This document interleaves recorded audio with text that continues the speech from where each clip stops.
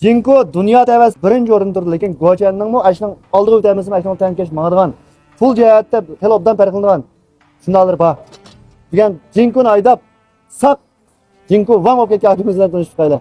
Degan mana shayarni punktiga 261 ma'noda hamda. Maqsad Jinko shu yerda 13 tal Jinko ekan deb. To'g'ri. Qanday Jinko bor aka? Jondurning 220, 210, Jo'sanselling. Jondur 140, 120, 90 gacha. Misal Jondur. Fokasing, Nixulan. Toniga olib qolsa inkaslarni yezib qo'yana mana. 13 tal Jinkoning orasida men bitta fotiya 260 ekan deb Go'chandan. Hamda ma Go'changa almashtirib berdi. Ma'mo yaxshimayapti-ki. Prefektur holatini bor. Men obdan tutib oldim mana. Ma'ni o'ziga azam berdim. Mushkul endi Jinko tutgansiz. Jinkoni oldida say olmay, Jinko bo'lmaydi bu. Ishtaqa. Lekin men bazaroq ishlatanga askar bir soldirganga ma'sal bo'ldi hamda. Halaqa dana ko'rgasab ko'rinib bo'yicha sarang darajada topibdi degandek, ma'vamdi Go'chan bor, sarangroq bir narsa bor.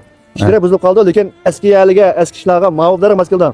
Jinkoni bir ayta sir chiqib qolsa bizning yurak echishlar melg'ama. Ishtaqa. Million tepsida qana Jursan salam hozir. Direktor chiqib 10 necha yil hozir million oldi ashni. Ishtaqa.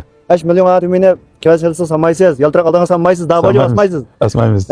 Menda men ishlarga ma'qub tursin. Jinkolaning umri uzun bo'lsin, ishlaringiz yaxshi bo'lsin aka, sizdan ishlaringiz. Sizning ishingiz yaxshi bo'lsin. Rahmat.